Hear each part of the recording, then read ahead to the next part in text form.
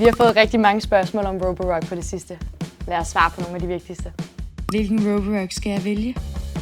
Hvis du vil have den bedste rengøringsydelse, så er Saros 20 Sonic den ultimative topmodel. Hvis det vigtigste for dig er en avanceret undgåelse af genstande, så skal du vælge Saros 20. Og hvis du vil have mest værdi for pengene, især til daglig rengøring og et hjem med kæledyr, så er Q-Revo Edge 2 Pro et rigtig godt valg.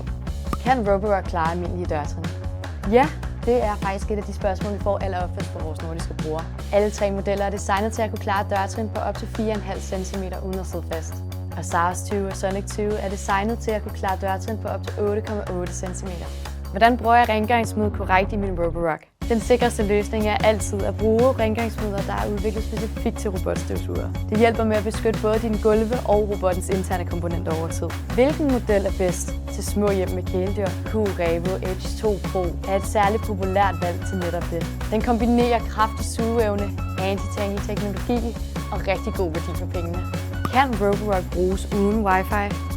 Ja, robotten kan stadig gøre rent. Men app-funktioner som tidsplaner, redigering af kort eller fjernstyring kræver internetforbindelse. Så ja, den bedste Roborock afhænger i sidste ende af dit hjem og det, der betyder mest for dig. Så hvilken vælger du?